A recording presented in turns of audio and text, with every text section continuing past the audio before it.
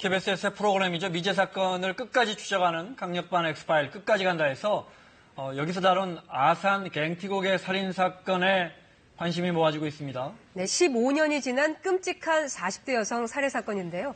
그런데 취재가 시작이 되면서 용의자 한 명이 검거됐습니다. 오윤성 순천향대 경찰행정학과 교수와 함께 자세히 살펴보도록 하겠습니다. 어서 오십시오. 안녕하세요.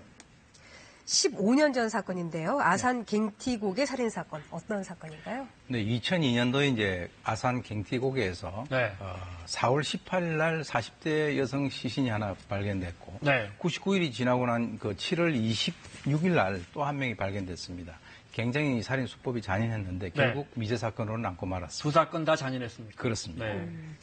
그 KBS 강력반 X파일 끝까지 간다 해서 이 아산 갱티곡의 살인 사건을 추격을 하자 방송 직전에 용의자 한 명이 붙잡혔다 그래요. 네, 직전인데 사실 24일 날 방영이 됐고 21일 날 검거가 됐습니다. 그리고 이제 22일 날 영장 청구가 됐고 방송 당일 날 영장 발부가 됐는데 26일 날 현장 검증을 거쳐서 지금은 이제 검찰 송치를 앞두고 있는 그런 상황입니다. 아직 뭐 수사 상황을 좀 더 지켜봐야겠지만 이번에 잡힌 용의자가 혹시 15년 전 수사했을 때 용의선상에 올랐던 그런 인물인가요? 예, 그렇습니다. 이게 미제 사건이라고 하는 것은 근본적으로 이제 어떤 그 사건을 처음에 초동수사가 약간 부실하거나 또는 이렇게 해가지고 결국 해결을 못한 사건인데 그 당시에 이제 이번에 검거된 사람도 용의선상에 올랐다가 DNA가 일치되지 않는다라고 해서 배제가 된. 당시에? 예, 그렇습니다. 이번엔 어떻게 잡은 겁니까, 그럼? 그때는 풀어주고 이번엔 어떻게 잡은 겁니까? 예. 그래서 이제 그 당시에는 DNA를 사실은 이게 복수가 만약에 범죄를 저지르면 DNA가 일치하지 않는다 하더라도 또 다른 사람의 DNA가 될 수 있거든요. 그래서 이번 같은 경우는 실제로 그 노래방에 있었던 명함을 추적을 해가지고 당시에 그 사람들 중에서 갱티곡에 같이 있는 고향인 사람 중에서 통화 기록을 합해서 이번에 추적을 해서 잡았습니다. 네. 그러면은 15년 전 아산 갱티곡에서 어떤 일이 있었던 건지 2002년 4월 사건부터 화면으로 보시겠습니다. 2002년 4월 17일 밤 피해자 미경 씨는 친구 희정 씨와 저녁을 먹었습니다. 그러니까 전날 7시 반쯤에 저희 집에 와서 누른밥 끓여달래서 누른밥 먹고 그리고 9시 반에 그러고 간 게 마지막이었어요. 이후 미경 씨가 본인의 가게인 노래방에 도착한 시각은 밤 10시경이었고요. 새벽 2시경 마지막 손님이 나갔고 더 이상 손님이 없자 가게 정리를 마치고 문을 닫은 것으로 추정됩니다. 걔가 2시 반인가 몇 시에 그 앞집에 옛날에 국수집이 있어. 걔가 잔치국수를 좋아해요. 근데 잔치국수면서 언니가 보니까 혼자 차를 타는 것까지 시동을 거는 거 가는 것까지 봤는데 그 나머지는 모른다는 거지. 그때가 한 2시 반이라는 거야. 2시 반. 자신의 차를 몰고 집으로 향하던 미경 씨. 하지만 차로 5분 거리의 집에는 오지 않았습니다. 그리고 다음 날 오전 7시 10분 갱티곡에서 등산을 하고 내려오던 주민이 그녀를 보고 신고합니다. 얹혀가지고 나무에 이렇게 서 있는 나무에 이렇게 V자로 이렇게 걸친 상태로 이렇게 발견이 된 걸로 기억이 납니다. 5시간 전 분명 살아있던 그녀가 갱티곡의 정상 부근에서 시신이 되어 나타난 겁니다. 사망의 원인은 다발성 경부 절창, 누군가 예리한 흉기로 잔인하게 살해한 겁니다. 경부 절창이 주사인이 되고 사망에 이르기 전에 어떤 형태로는 끈에 의해서 경부 압박이 사전에 있었다. 시신을 나무에 이렇게 걸쳐놨다는 것도 참 특이한 것 같습니다. 당시에 경찰이 주목한 부분은 어떤 부분이었습니까? 수사가 어떻게 진행됐습니까? 1차적으로 이 피해자가 어디서 납치가 됐느냐라고 하는 그 측면에서는 이제 그 기차 건널목에서 납치될 것이라고 추정을 했고 지금 이제 긴 머리에 마스크를 한 그 범인의 모습이 CCTV에 나왔기 때문에 CCTV 중심으로 수사를 했고요. 중요한 것은 이제 차 안에서 발견된 그 혈흔이라든가 담배꽁초 그리고 이제 피해자 바지에서 발견된 혈흔 이러한 그 DNA를 중심으로 수사를 했는데도 결국은 초기에는 근거를 하지 못했다 이렇게. 앞서 설명해 주셨지만 그때는 왜 진범을 이렇게 특정하지 못하고 지금 잡았는지 다시 한번 설명을 해주시면. 네, 이게 이제 사실 경찰이 수사를 그만둔 것이 아니라 계속적으로 해왔는데 그 이면에서 이번 그 취재가 과정에서 밝혀졌는데 수사관 한 명이 아주 집요하게 네. 계속적으로 15년 동안. 추적을 해 왔었고요. 네. 그래서 이제 그런 여러 가지 것들이 이제 그 하나의 어떤 모티브가 됐고 특히 이번에 취재 과정에서 이 취재 활동 자체가 좀 더 촉진 효과가 있었지 네. 않았나 이렇게 봅니다. 네. 네. 자, 앞서 뭐 설명드렸지만 범행이 매우 잔인했습니다. 당시 부검을 담당했던 의사의 이야기 들어보시겠습니다. 이 절창의 양상이 굉장히 심해요. 경추라는 목뼈 앞쪽에 있는 모든 경부 장기, 기도, 식도, 혈관들을 다 절단해서 경추에 2번의 뼈를 절단한 뼈에 그 절흔이 있어요. 이건 강하게 베었다는 것이거든요. 2번을. 제가 볼 때 이게 섬뜩할 정도로 잔인한 거죠. 왜? 아무것도 손대지 않고 연달아서 2번 경부의 모든 장기가 뼈까지 갈 정도로 깊게 이렇게 사람을 자를 수 있다는 것은 굉장히 무섭죠. 네, 정말 잔인하게 살해가 된 것 같은데 아까 말씀하셨잖아요. 복수에 의해서 이 범행이 저질러진 것 같다. 네. 그렇다면 몇 명 정도로 추정해 볼 수 있을까요? 지금 이제 그 아까 말씀드렸습니다만 차량 안에서 혈흔 네. 그리고 피해자의 그 바지에서 나온 혈흔이 둘 다 다른 남성으로 지금 밝혀졌거든요. 네. 그렇다면 적어도 아직 뭐 여러 사람들을 추적을 하고 있긴 있습니다만 이번에 잡힌 범인을 제외하고도 적어도 한두 명 이상의 범인이 있지 않는가 이렇게 생각이 됩니다. 네. 근데 참 이상한 점이 그 피해자의 차량이 피해자 가게와 가까운 곳에 아주 반듯하게 잘 주차가 돼 있었다고 해요. 그렇다면 이것은 면식범에 의한 소행도 좀 의심해 봐야 되지 않을까요? 예, 그렇습니다. 처음에 저희가 사건 분석을 할 때도 그 피해 차량이 원래 주차되어 있던 자리에 그대로 있던 것이 굉장히 이상하게 느껴졌는데요. 네. 당시에 적어도 이제 이 피해자는 인식을 하지 못했을는지 모르지만 피해자의 동선을 따라왔거나 또는 미리 대기를 하고 있다가 범행을 한 것으로 그렇게 추정이 됩니다. 그러니까 면식범은 아니고 그러니까 피해자는 모르지만은 네. 가해자는 이미 알고 있었다. 알고 있는. 네. 지금 한 명이 잡힌 용의자는 피해자와 특정 관계입니까? 노래방을 출입을 한 것으로 네. 그렇게 나타났습니다. 노래방 손님이었다. 그렇습니다. 증명하던 예. 네. 그렇군요. 아까 그 차량 안에서 여러 가지 증거물들이 나왔다고 하셨잖아요. 그것만으로는 아직까지 남은 용의자를 잡기가 좀 어려운 상황인가요? 지금 이제 뒷좌석에서는 이제 담배꽁초, 담배째, 그리고 이제 앞좌석에 이제 그 피해자의 신발도 있었고요. 네. 또 이제 그 안전띠에서 남성의 혈흔이 나왔는데 네. 이 동일 남성인데 이 DNA와 이번에 검거된 사람의 DNA는 일치하지 않는 것으로 그렇게 나타나 있습니다.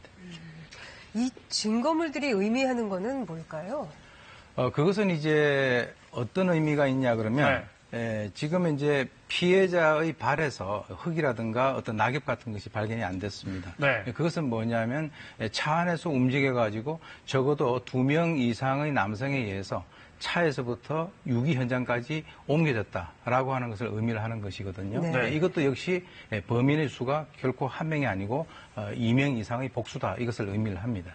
시신을 어디 숨긴 것도 아니고 나무에 걸쳐놨단 말이죠. 네. 어차피 유기하려면 차에 살해한 다음에 차에 유기하던가 하지. 또 그걸 옮겨서 그것도 이상하죠. 그것도 풀어야 할 과정입니다. 그것은 이제 이 피해자가 목이 졸려져서 뭐 사망을 했거나 실신된 상태에서 그쪽으로 옮겨가서 거기에서 이제 목에 어떤 절창을 2번을 냈어요. 그리고 난 뒤에 사망한 것을 확인을 하고 난 뒤에 그 피해자의 몸을 아래로 미는 과정에서 굴러 떨어지면서 나무에 걸려 있었던 것이다. 네. 그럼 정말 끔찍한 사건 같습니다. 자, 그런데 이 첫 번째 사건이 일어난 지 99일 만에 2002년 7월 25일에 이 같은 장소에서 또 40대 여성이 숨진 채, 또 잔인하게 숨진 채 발견됩니다. 화면 보시겠습니다. 두 번째 갱티고기의 피해자는 41살의 장희진 씨입니다. 가명인데요. 특이한 점은 이 가슴 부위에 이 상체 앞부분 전면에 이제 타이어 역가흔이 타이어이 지금 선명하게 남아 있었습니다. 그리고 그 등편으로는 지금 보시다시피 바닥 보면은 이렇게 지금 빗금이 이렇게 있지 않습니까? 이렇게 선이 그런데 이런 거가 지금 이것이 지금 등에 그대로 딱 선명하게 찍힌 거죠. 쉽게 말하면. 그러니까 예, 바닥에 누워 있는 상태에서 이렇게 하늘을 보고 누운 상태 등을 바닥을 댄 상태에서 이제 역가를 했다. 피해자 몸에 타이어 흔적이 선명하게 남아 있었고요. 부검해봤더니 타이어에 의해 시신의 뼈가 모두 손상됐다는 겁니다.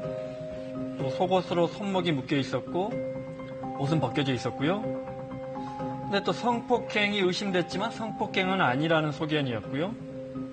경부 압박 질식사, 이렇게 손으로 목을 졸라 살해한 겁니다. 양쪽 갑상연골이라고 부르는 목 깊숙한 곳에 연골이 있습니다. 양쪽 다 부러졌어요. 이거는 굉장한 목에 압박을 가한 건데요. 근데 문제는 가슴 부분에 있는 손상, 그러니까 우리가 역과 손상이라 부르는데요. 특히 가슴 부위에 역과가 되면 갈비뼈 골절이 일어나게 되고요. 갈비뼈 골절에 의해서 폐파열, 폐가 파열이 되면서 굉장히 중한 손상을 입게 됩니다. 사진에 보면 출혈이 동반되어 있어요. 출혈이 동반됐다는 건 심장이 어느 정도 뛰고 있었다. 우리가 흔히 얘기하는 생활 반응의 어떤 흔적이 보여서요. 아니, 살아있는데 차로 또 했다는 겁니까? 네, 그렇습니다. 지금 방금 말씀을 하셨는데 이 생활 반응이라고 하는 것은 사람이 숨이 끊어지지 않은 상태에서 또 한번 피해를 당했다라고 하는 것이거든요. 네. 그래서 상당히 그 잔혹한 재질이 좋지 않은 그런 범죄입니다. 두 번째 그 사건 피해자는 어떤 인물이었나요? 이분은 이제 41세 그 평범한 주부인데요. 그 근처에 있는 그 회사에서 식당 조리원으로 일을 하시는 분인데, 뭐 일반적인 그 보통 그 40대 주부라고 생각을 하시면 되겠습니다. 네. 2002년 7월에 발생한 그 두 번째 아산 갱티곡의 살인사건에서 어떤 점을 좀 주목해 봐야 될까요? 사실은 이제 이 갱티곡이라고 하는 그 지점을 중심으로 해서 이 두 개의 사건이 어떤 시간차를 두고 발생을 했고요. 또 유기 장소가 상당히 비슷하다라고 하는 이런 것을 봤을 때는 연쇄살인 가능성에 대해서 주목을 해 봐야 될 것이고요. 이번 경찰 수사도 아마 그렇게 이루어져야 될 것으로 봅니다. 말씀하신 것처럼 그 우연이라고 하기에는 상당히 공통점이 많은 네. 예. 두 사건이라고요. 그래서 연쇄살인 가능성을 배제할 수 없다는 말씀이시죠? 그렇습니다. 왜 그러냐면 이제 실종 시간이라든가 장소 이것을 보게 되면은 목요일 날 새벽에 그리고 온양 온천역 근처에서 이제 그렇게 됐고요.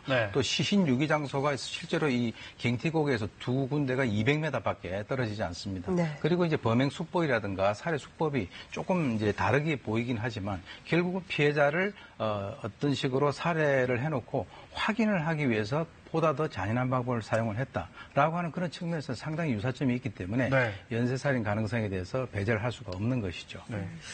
알겠습니다. CCTV에 이 범인들이 돈을 인출했는데 그것도 5군데 은행에서 7번에 걸쳐서 175만 원 많이 인출해가지 못했습니다. 한꺼번에 175만 원이면 한꺼번에 인출할 수 있는 금액인데 이런 건 어떻게 된 겁니까? 아마 이제 이 범인들 나름대로는 한 군데에서 금액을 크게 해서 인출하는 것보다는 여러 군데를 다니면서 소액으로 하는 것이 자신들의 어떤 심정의 안정감을 도모한다 이렇게 이제 생각을 한 것 같고요.